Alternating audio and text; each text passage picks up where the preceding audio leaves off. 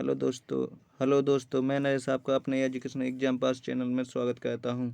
आज हम गणित कक्षा 10वीं के सभी सूत्रों का फास्ट रिवीजन करेंगे और जो गणित के लिए बहुत ही ज़्यादा उपयोगी रहेंगे। तो पहला सूत्र है हमारा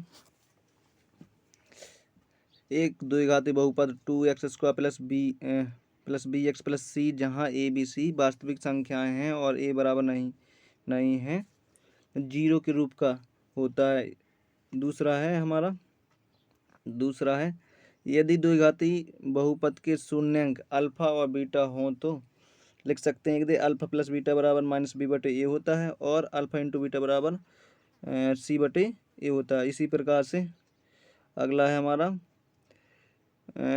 यदि alpha comma beta comma gamma त्रिघाती बहुपद है तो ए एक्स क्यूब प्लस में B X square plus C X plus D के शून्यंक हों तो A alpha plus beta plus gamma बराबर लिख सकते हैं हम माइनस बी बटे ए लिखा है, सॉरी एक मिनट। इसी प्रकार से यदि alpha comma gamma comma beta comma gamma त्रिघाती बहुपद हो तो A X cube plus B X square plus C X plus D के शून्य हों तो alpha plus beta plus gamma बराबर होगा माइनस बी बटे ए, कॉमा यदि A alpha into beta plus gamma beta into gamma plus gamma into alpha बराबर C बटे ए होगा। और यदि इनका गुणनफल होगा तो alpha into beta into gamma बराबर माइनस डी बटे ए होगा। इसी प्रकार से आगे चलते हैं हम। अगला है हमारा दो चरों वाला रेखीय समीकरण। दिए गए समीकरण निकाय में a1 x plus b1 y plus c1 बराबर 0 होगा, समीकरण नंबर फर्स्ट होगा। इसी प्रकार से दूसरा है तुम्हारा a2 x plus b2 y plus c2 बराबर 0 के लिए तीन प्रकार की स्थितियां होती हैं: अनुपातों की तुलना, ग्राफीय निरूपण, अगला बीजगणितीय निरूपण, अगला संगत अथवा असंगत। तो पहली स्थिति है ए वन अपॉन में ए2 बराबर नहीं है b1 अपॉन b2। इसे हम दूसरा नाम से जानते हैं प्रतिच्छेदी रेखा या आद्वितीय हल के रूप में। बीजगणितीय निरूपण है केवल एक हल होगा या इसे आद्वितीय हल भी कहते हैं और यह संगत होती हैं। अगला है a1 अपॉन a2 बराबर में b1 अपॉन b2 बराबर में c1 अपॉन c2। यह रेखा कैसे होती हैं? संपाती होती हैं, अपरिमित रूप से अनेक हल होते हैं और संगत एवं आश्रित होती हैं। इसी प्रकार से अगली स्थिति है अपनी a1 अपॉन में a2 बराबर b1 अपॉन b2 बराबर नहीं है c1 अपॉन c2। तो इसे हम कहते हैं समांतर रेखा है, इसका कोई भी हल नहीं होता है और असंगत कहलाती हैं। इसी प्रकार से हम आगे चलते हैं। अध्याय 4 में जितने भी सूत्र बनते हैं वो इसी प्रकार से हैं। तो द्विघाती समीकरण A X square plus B X plus C बराबर 0 के मूल एक्स बराबर minus B plus minus under root B square minus 4ac बटे में 2a होते हैं, जहाँ बी स्क्वायर माइनस 4ac यह निश्चित करता है कि समीकरण के मूल वास्तविक हैं या नहीं है। अगला है हमारा B X square minus 4ac को समीकरण का विविक्तर कहते हैं तथा इसे हम डी से निरूपित करते हैं अर्थात डी बराबर लिख सकते हैं हम बी स्क्वायर माइनस 4ac। इसी प्रकार से अगली स्थिति है यहाँ पे यदि डी बराबर बी स्क्वायर माइनस 4ac बड़ा है 0 से तो हमें द्विघातीय समीकरण A X square plus B X plus C बराबर 0 के मूल सूत्र होगा अपना एक्स बराबर माइनस बी प्लस माइनस में under root B square minus 4ac बटे में 2a से, या फिर एक्स बराबर minus B plus under root B square minus 4ac बटे में 2a, या लिख सकते हैं अपन एक्स बराबर minus B minus under root B square minus 4ac बटे में 2a। यहाँ से दो प्रकार के मूल निकलते हैं, एक तो जे निकलता है और एक जे निकलता है। इसी प्रकार से अगला है अपना डी बराबर बी स्क्वायर माइनस 4ac बराबर 0 हो तो हमें द्विघाती समीकरण A X square plus B X plus C बराबर 0 के मूल सूत्र के लिए हम लिख सकते हैं एक्स बराबर minus B plus minus under root B square minus 4ac बटे में 2a। इसी प्रकार से बी बराबर लिख सकते हैं माइनस बी प्लस माइनस 0 बटे में 2a। इसी का दूसरा रूप यही है, अर्थात x बराबर माइनस बी बटे में 2a या x बराबर माइनस बी बटे में, सॉरी माइनस नहीं, यहाँ पे b बटे में 2a प्राप्त होंगे। इसी प्रकार से हम नीचे चलते हैं।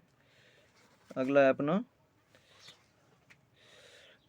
यदि d बराबर बी स्क्वायर माइनस 4ac छोटा है 0 से, तो हमें द्विघाती समीकरण A X square plus B X plus C बराबर 0 के कोई वास्तविक मूल प्राप्त नहीं होंगे, क्योंकि तब ऐसी कोई वास्तविक संख्या नहीं होगी जिसका वर्ग बी स्क्वायर माइनस 4ac हो।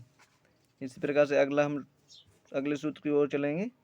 अगला सूत्र है हमारा, यदि d बराबर बी स्क्वायर माइनस 4ac छोटा है 0 से, तो हमें द्विघातीय समीकरण A X square plus B X plus C बराबर 0 की कोई वास्तविक मूल प्राप्त नहीं होंगे, क्योंकि तब ऐसी कोई वास्तविक संख्या नहीं होगी जिसका वर्ग बी स्क्वायर माइनस 4ac हो। इसी प्रकार से हम नीचे चलते हैं। 4 अध्याय में 3 सूत्र और बनते हैं जो इस प्रकार से हैं, अर्थात द्विघाती समीकरण A X square plus B X plus C बराबर 0 के नंबर 1 दो भिन्न वास्तविक मूल होंगे या होते हैं यदि d बराबर बी स्क्वायर माइनस 4ac छोटा है 0 से। अगला दूसरा है हमारा, दो बराबर वास्तविक मूल होंगे यदि d बराबर बी स्क्वायर माइनस 4ac बराबर 0 हो। और तीसरी स्थिति अपनी, कोई भी वास्तविक मूल नहीं होंगे यदि d बराबर बी स्क्वायर माइनस 4ac से क्या छोटा हो, 0 बड़ा हो, यह स्थिति हो। इसी प्रकार से आगे चलते हैं हम सूत्र। अगला है हमारा अध्याय 5 जो समांतर श्रेणी बनती है यहाँ से सूत्र। तो पहला सूत्र है हमारा, यदि एक AP का व्यापक रूप a plus D a plus 2d a plus 3d इसी प्रकार से डॉट डॉट आगे चलती रहती है। इसका प्रथम पद a कहलाता है, सायवंतर d कहलाता है, सायवंतर d कहलाती है। यदि हम लिख सकते हैं प्रथम पद a और सायवंतर d वाली AP का n पद या व्यापक पद an निम्नलिखित द्वारा प्राप्त कहते हैं। ई एन बराबर कहलाता है ए प्लस में कोष्टक n माइनस 1 कोष्टक बंद और डी का मतलब होता है इसमें कि गुणा के रूप में डी है। अगला गुणा के रूप में जी क्या है, डी है।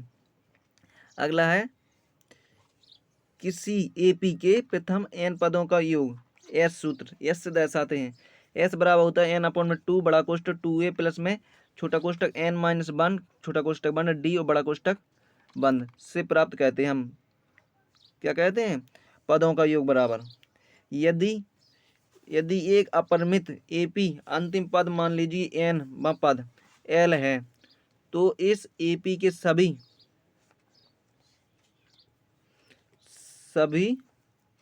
पदों का योग होगा s बराबर। दूसरा सूत्र हम इस s बराबर ये भी लिख सकते हैं, इसका भी ना मान होता रहा है, मतलब वही योगफल n बटे में 2 छोटा कोष्टक a प्लस में l। a कहलाती है प्राथमिक संख्या मतलब प्रारंभिक संख्या और l कहलाती है लास्ट संख्या। तो इसी प्रकार से हम अगला चलते हैं। 7 अध्याय में देखो निर्देशांक ज्यामिति है। तो इसमें कहा पहला सूत्र अपना p कोष्टक x1 y1 कोष्टक बंद और q x2 y2 के बीच की दूरी बराबर सूत्र बहुत ही ज़्यादा इम्पोर्टेंट है, under root x square minus में अंडर रूट कोष्टक x2 माइनस में x1 का whole square plus y2 minus y1 का होल स्क्वायर, ये दूरी सूत्र है। इसी प्रकार से हम आगे चलते हैं, और भी दिए गए हैं यहाँ पे। पहला पढ़ लिया हमने। दूसरा है, यदि बिंदु p कोष्टक में x, y की मूल बिंदु से दूरी ज्ञात करने के लिए सूत्र ये है under root x square plus में वाई स्क्वायर का अंडर रूट हो गया, ठीक है। अगला है तीसरा, उस बिंदु p कोष्टक में x, y कोष्टक बंद के निर्देशांक जो बिंदुओं a x कोष्टक x1, y1 कोष्टक बंद और अगला है bx2, y2 कोष्टक बंद को जोड़ने वाले रेखाखंड को M1/M2 के अनुपात में आंतरिक रूप से विभाजित करता निम्नलिखित होते हैं। जे यहाँ पे x का मान निकलता है यहाँ से, तो यहाँ से y का मान निकलता है, जैसे कि M1, x2 प्लस में M2, x1 या इंटू x1 अपॉन में हो जाए M1 प्लस M2। इसी प्रकार से M1y2 प्लस में M2y1 बटे में M1 प्लस M2। तो इसी प्रकार चौथा सूत्र है अपना बिंदुओं P x1, y1 और Q x2, y2 को जोड़ने वाले रेखाखंड PQ के मध्य बिंदु के निर्देशांक बड़ा कोष्टक x1 प्लस में x2 बटे में 2, y1 प्लस में y2 बटे में 2 होते हैं। अगला अध्याय आ गया हमारा 8वां अध्याय, त्रिकोणमिति का परिचय। किसी समकोण त्रिभुज के ABC में कोण B क्या होता है? समकोण होता है। जैसे कि ना चित्र में देखते हुए देखो, चित्र देखो इसका जी है, यहाँ पे क्या है, ये क्या एक समकोण त्रिभुज है। जे बी कैसा कोण बना रहा है? समकोण त्रिभुज। यहाँ पे भी समकोण त्रिभुज, और इसी के समकोण त्रिभुज के सामने वाली भुजा क्या कहलाती है? ऊपर वाली लंब कहलाती है मतलब, और जो नीचे आधार लेटी हुई भुजा को क्या कहते हैं? आधार कहते हैं। तो इसी प्रकार से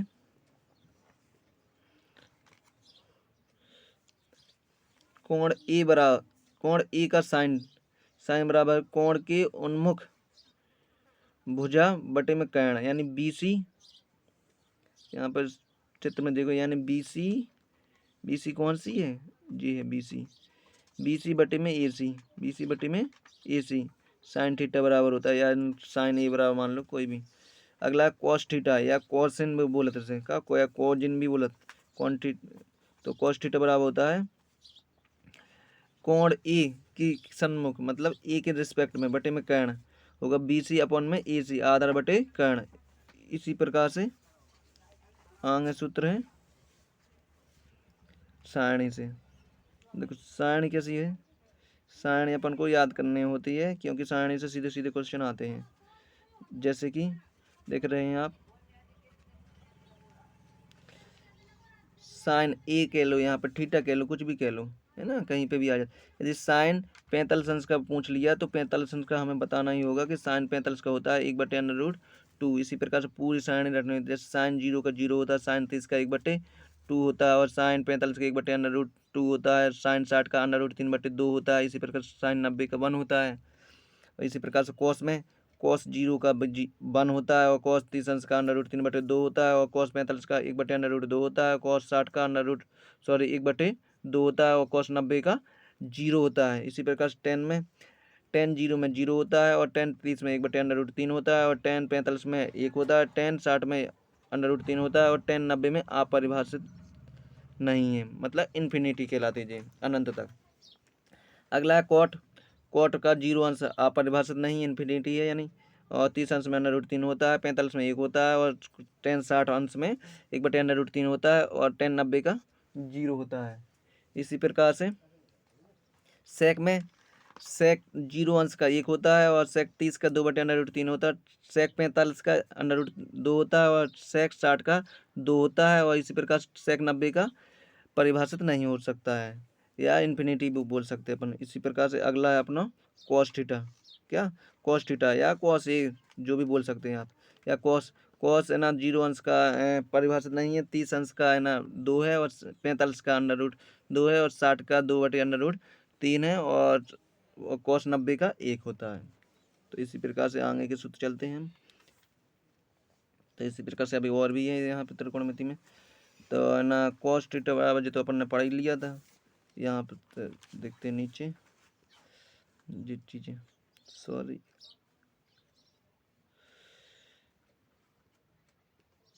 ये चीज़ें देखते हैं यहाँ पे। इसी प्रकार से टेन थीटा या टेंजेंट थीटा बराबर होता है BC अपॉन में AC, वही चित्र के अनुसार। BC ना आधार बटे कर्ण, यानी टेन थीटा बराबर टेन थीटा ए के रिस्पेक्ट में होता है आधार बटे कर्ण। वैसे तो होता है इसका लंब बटे आधार, तो वहाँ पे हो जाएगा आधार बटे कर्ण। इसी प्रकार साइन थीटा बटे में हो जाएगा कॉस थीटा। अगला है कॉस, मतलब ए के रिस्पेक्ट में कोसेक थीटा का कॉस या कोसेक थीटा, इसका भी वही होता है कर्ण बटे लंब। इसी प्रकार से कॉस ए के रिस्पेक्ट में देख रहे हैं हम सेक थीटा 1 बटे कॉस, यानी कर्ण बटे आधार या ए सी बटे में बी सी लिख सकते हैं। इसी प्रकार से ए के रिस्पेक्ट में कॉट थीटा बराबर लिख सकते हैं अपन कॉस ए अपॉन में साइन ए। इसे हम लिख सकते हैं 1/sin ए व 1/tan ए, ए बी अपॉन में बी सी चित्र के अनुसार। अगला है हमारा त्रिकोणमिति की सैब समीकरण भी होती हैं 3 ठियाँ यहाँ पे। पहली सैब समीकरण है आपकी साइन स्क्वायर ए प्लस में कोस स्क्वायर ए बराबर 1 होता है। दूसरी सैब समीकरण है 1 प्लस में tan स्क्वायर ए बराबर में सेक स्क्वायर ए होता है। अगली तीसरी है 1 प्लस में कॉट स्क्वायर ए बराबर में कोसेक स्क्वायर ए होता है। इसी प्रकार से सैब समीकरणों के आधार पर त्रिकोणमिति संबंध साइन स्क्वायर ए बराबर में 1 माइनस में कॉस स्क्वायर ए होगा, क्योंकि इसे पक्षांतर कर लिया उसने किसी को यहाँ को कॉस स्क्वायर ए को इस टाइप लेता है वे वन साइड, तो हो जाए 1 माइनस कॉस स्क्वायर ए। इसी प्रकार से कॉस स्क्वायर ए बराबर हो जाए 1 माइनस में साइन स्क्वायर ए पक्षांतर करके। इसी प्रकार से सभी पक्षांतरी में है सेक स्क्वायर ए माइनस 1 बराबर हो जाए tan स्क्वायर ए, और अगला है सेक स्क्वायर ए माइनस tan स्क्वायर ए बराबर 1 हो जाए, और कॉसेक स्क्वायर ए माइनस 1 बराबर कॉट स्क्वायर ए हो जाए, कॉसेक स्क्वायर ए माइनस कॉट स्क्वायर ए बराबर 1 हो जाए। इसी प्रकार कॉसेक ए बराबर 1 में साइन थीटा होता है या साइन ए होता है, और सेक ए बराबर 1 कॉट ए होता है वह कॉस ए होता है। अगला है कॉट ए बराबर 1/tan ए होता है, और कॉट ए बराबर कॉसेक ए बटे में कॉस ए बटे में साइन ए होता है, और tan ए बराबर साइन ए अपॉन में कॉस ए होता है। इसी प्रकार से हमारे 12वें अध्याय के ना सूत्र आ गए वृत्तों से संबंधित क्षेत्रफल। तो त्रिज्या आर वाले वृत्त की परिधि बराबर 2πr होता है। इसी प्रकार से क्षेत्रफल बराबर πr स्क्वायर होता है। तो अगले हैं यहाँ पे वृत्त से इतने ही सूत्र बनते हैं कुल। त्रिज्या आर वाले वृत्त की एक त्रिज्या खंड है, यहाँ पे बड़ा या होना चाहिए था है ना, त्रिज्या खंड जिसका कोण अंशों में थीटा है के संगत चाप की लंबाई थीटा अपॉन 360 गुणा में 2πr होता है। इसी प्रकार से त्रिज्याखंड आर वाले वृत्त के एक त्रिज्याखंड जिसका कोण अंशों में थीटा है का क्षेत्रफल थीटा बटे में 360 गुणा में πr स्क्वायर होता है। अगला है एक वृत्त खंड का क्षेत्रफल संगत त्रिज्याखंड का क्षेत्रफल माइनस में संगत त्रिभुज का क्षेत्रफल होता है। इसी प्रकार से अगला है हमारा अगला अध्याय है पृष्ठीय क्षेत्रफल और आयतन। तो पहला सूत्र है अपना घनाभ का पृष्ठीय क्षेत्रफल बराबर 2 लंबाई गुणा चौड़ाई, जो एल का लंबाई बी चौड़ाई को और एच ऊंचाई को दर्शाता है। इसी प्रकार से ना हो जाए अपने का 2 तो कॉमन ही हो एल बी प्लस में बी एच प्लस में एच एल। इसी प्रकार दूसरा सूत्र है हमारा घन का पृष्ठीय क्षेत्रफल बराबर पृष्ठीय क्षेत्रफल लिखा है जी यहाँ पे गलत हो गया है ना 6a स्क्वायर और बेलन का वक्र पृष्ठ 2πrh और बेलन का कुल संपूर्ण पृष्ठ 2πr कोष्टक में r प्लस एच। शंकु का वक्र पृष्ठ πrl है, शंकु का कुल पृष्ठीय क्षेत्रफल πr कोष्टक में r प्लस l है। गोले का पृष्ठीय क्षेत्रफल 4πr स्क्वायर है। गोले आयत गोले का अर्ध लिखा है जी, अर्थ नहीं लिखा है, आयत गोले का पृष्ठीय क्षेत्रफल 2πr स्क्वायर होता है। क्या है ना टाइपिंग में कुछ गलती हो जाती है इसलिए आयत की जगह आयत हो गया। अगला है घनाभ का आयतन बराबर लंबाई गुणा चौड़ाई गुणा ऊंचाई होता है। एल से लंबाई बी से चौड़ाई और एच से ऊंचाई होता है। घन का आयतन बराबर ई क्यू होता है और बिलन का आयतन बराबर πr स्क्वायर एच होता है। शंकु का आयतन बराबर 1/3 πr स्क्वायर एच होता है और गोले का आयतन होता है 4/3 πr क्यू होता है। इसी प्रकार से अगला है हमारा 14 अध्याय सांख्यिकी। यहाँ पे भी सूत्र बनते हैं और यहाँ पे भी सूत्र देखो किस प्रकार से बनते हैं। वर्गीकृत आंकड़ों का माध्य निम्नलिखित आंकड़ों का माध्य निम्नलिखित प्रकार ज्ञात किया जा सकता है। प्रत्यक्ष विधि होती है, प्रत्यक्ष विधि है एक्स बार मतलब प्रत्यक्ष विधि माध्य एक्स बार दर्शाता माध्य को। तो एक्स बार बराबर हो जाए सिग्मा एफ आई एक्स आई बटे में सिग्मा एफ आई। दूसरा है कल्पित माध्य विधि बराबर होता है एक्स बार यानी माध्य बराबर होता है ए प्लस में sigma F I D I बटे में सिग्मा एफ आई। अगला सूत्र वर्गीकृत आंकड़ों का बहुलक निम्नलिखित सूत्र द्वारा ज्ञात किया जा सकता है। बहुलक एल प्लस में बड़ा कोष्टक F1 माइनस में F0 बटे में 2F1 माइनस में F0 माइनस F2 बड़ा कोष्टक 1 गुणा में एच ऊंचाई। अगला है वर्गीकृत आंकड़ों का माध्यक निम्नलिखित सूत्र द्वारा ज्ञात किया जाता है। माध्यक बराबर होता है एल प्लस में बड़ा कोष्टक एन अपन में 2 माइनस सी एफ बटे में एफ बड़ा कोष्टक बंद गुणा में एच। इसी प्रकार से अगला है 15 अध्याय प्रायिकता। प्रायिकता बराबर होता है पीई यानी अनुकूल परिणामों की संख्या बटे में कुल परिणामों की संख्या। दूसरा सूत्र है हमारा पीई बराबर में पीई प्लस में पी के ऊपर बार पी और ई कोष्टक के ऊपर बार बराबर 1 होती है। तो इसी प्रकार से अगला है, बस वीडियो ख़त्म हो गया। प्लीज़ वीडियो को लाइक करना एंड शेयर करना और सब्सक्राइब भी करना। Thanks for watching video.